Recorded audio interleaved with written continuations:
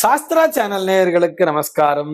இன்னைக்கு நம்ம என்ன பார்க்க போறோம் அப்படின்னு சொன்னா, சமீபத்துல ஒரு அம்மையார் தொலைபேசியில கேட்டிருந்தா, சார் இப்பெல்லாம் காலண்டர்லயே பார்வையற்ற நாள், அரைப்பார்வை உள்ள நாள், குறைப்பார்வை உள்ள நாள், அதே மாதிரி முழுமையான பார்வை உள்ள நாள் அப்படிங்கிற மாதிரி எல்லாம் போடுறா. இந்த பஞ்சாங்கத்துல பார்க்கும் பொழுது நேத்திரம் ஜீவன் என்ற பெயரிலே கொடுத்திருக்கிறார்கள். இதனே அவசியம் பார்க்கணுமா? எதுக்காக அந்த அம்மா கேட்டிருக்கான்னு சொல்லி பார்த்தா, நான் கண் ஆபரேஷன் பண்ணிக்க போறேன். கண் ஆபரேஷனுக்கு டாக்டர் சொன்ன டேட்ல பார்த்தோம்னா இந்த கேலண்டர்லயே டெய்லி ஷீட் கேலண்டர்ல பார்வையற்ற நாள் அப்படிங்கிற மாதிரி கொடுத்துருக்கா. அந்த பார்வையற்ற நாள்ல போய் நான் கண் ஆபரேஷன் பண்ணிக்கும் பொழுது அது எனக்கு சக்சஸ்ஃபுல்லா இருக்குமா சார்? அது கொஞ்சம் சொல்லுங்களேன் அப்படிங்கிறது தான் அவருடைய கேள்வியாக அமைந்திருக்கிறது. முதல்ல நேத்திரம் ஜீவன் அப்படிங்கிறத பார்த்தோம்னா இந்த பஞ்சாங்கத்திலே ஒரு காலம்ல கொடுத்திருப்பா கரெக்டா. நேத்திரம் என்றால் பார்வை என்று பொருள். அது அதிகபட்சமா பார்த்தா 2 அப்படிங்கிற ஒரு மதிப்பை கொடுத்திருப்பா.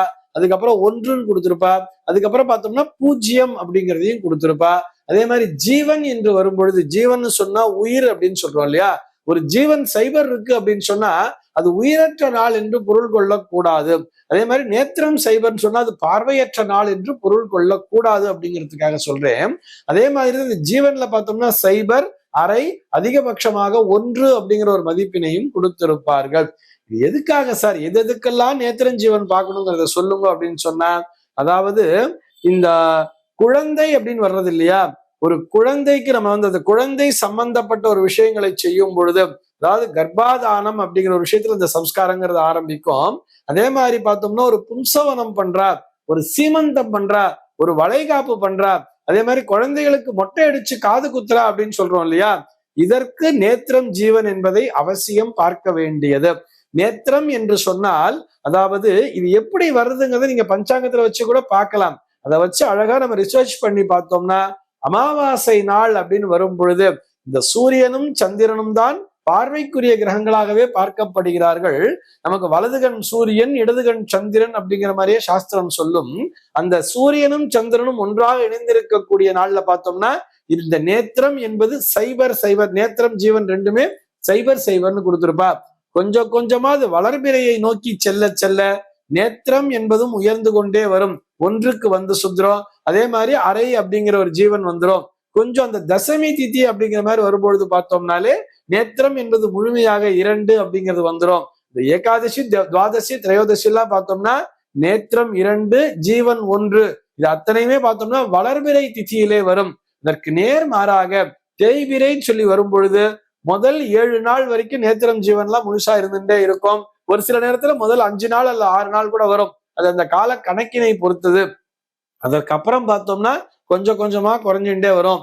நேத்திரம் 1, ஜீவன் அரை அப்படிங்கிறது வரும். இந்த தேய்பிரை முழுமையாக, அந்த தேய்பிரையிலே இந்த துவாதசி, திரையோதசி, சதுர்த்தசி எல்லாம் வரும்பொழுது பார்த்தோம்னா மெயினா தேய்பிரையில திரையோதசி, சதுர்த்தசி எல்லாம் பார்த்தோம்னா நேத்திரம் ஜீவன்லாம் சைபர் சைபருக்கு போயிருக்கும். இது வளர்பிறை தேய்பிரையை வைத்து தீர்மானிக்கக்கூடிய ஒரு விஷயமாக இருக்கிறது. சரி சார், இதெல்லாம் கண்டிப்பா பார்க்கணுமான்னு சொன்னா, உங்களுடைய நட்சத்திரத்திற்கு தாராபலம் என்பது இருக்குதா பாத்துக்குங்கோ. உங்களுக்கு சந்திராஷ்டம நாள் இல்லாம இருக்கா பாத்துக்குங்கோ. தாராளமா நீங்க கண் ஆபரேஷனை பண்ணிக்கலாம். நேத்திரம் முழுமையாக இருக்கிற நாள்ல தான் பண்ணிக்கணுங்கிற அவசியம் இல்லை.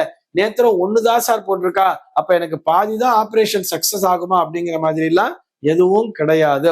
நம்ம முக்கியமா ஆபரேஷனுக்கு தவிர்க்க வேண்டிய நாட்கள் சொல்லி பார்த்தோம்னா அந்த தீதிரு நட்சத்திரங்கள்னு சொல்றா இல்லையா, அந்த 12 நட்சத்திரங்கள் ஆதிரை, பரணி, கார்த்திகை, ஆயில்யம், முப்பூரம், கேட்டை, தீதிரு, விசாகம், சோதி, மகம், சித்திரை, ஈராறுன்னு சொல்றார். இந்த 6 நட்சத்திரங்கள், அதாவது இந்த 12 நட்சத்திரங்களை மட்டும் தவிர்த்தால் போதுமானது. அதே மாதிரி இந்த திதிகள்ல பார்க்கும் பொழுது பிரதமை ஆகட்டும், அது வளர்விரையாக இருந்தாலும் சரி, தேய்விரையாக இருந்தாலும் சரி, அந்த பிரதமை திதி, சதுர்த்தி திதி, அஷ்டமி, நவமி திதி, அதனை தொடர்ந்து சதுர்த்தசி திதியையும் தவிர்க்க வேண்டும்.